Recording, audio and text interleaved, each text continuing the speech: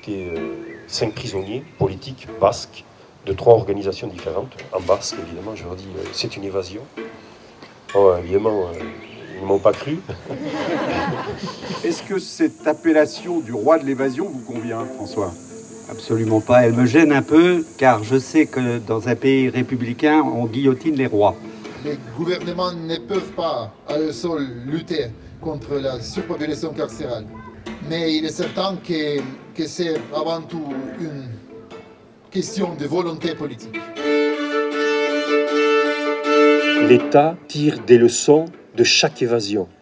Moi, après l'évasion, on m'a dit il y a 2 choses qu'il ne faut pas faire en France. S'évader et faire de la fausse monnaie. L'État n'accepte pas ça. Michel Foucault disait la prison, elle est faite pour échouer. Hein, elle est faite pour échouer parce que c'est un instrument de gestion des illégalismes. C'est pas un échec, elle est faite pour ça. J'ai mis du temps à comprendre cette notion. C'est là où tout un chacun ne peut pas concevoir que on ne peut pas faire autrement.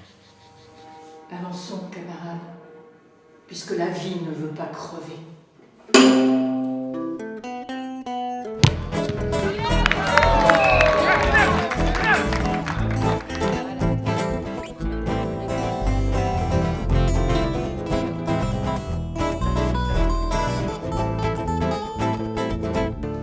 À Madagascar, un détenu, c'est seulement un ratio de manioc sec par jour.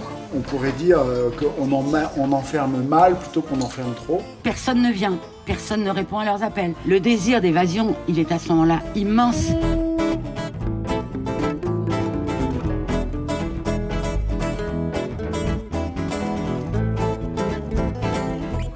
Dieulfi, par son histoire, est un véritable modèle. On se dit que, au fond, tout est possible. Rien ne l'est, mais tout l'est. Beaucoup de gens se disent, et moi la première, qu'est-ce que c'est que ce petit acte minuscule que je fais? C'est ridicule. Mais ce ridicule, on l'insère dans quelque chose. Hein.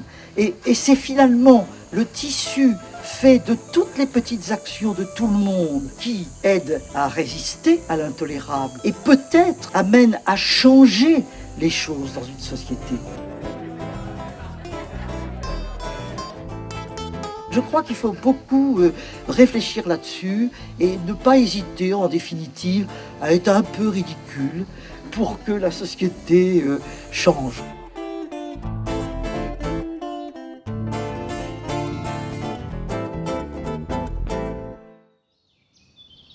L'année prochaine, je peux pas le dire?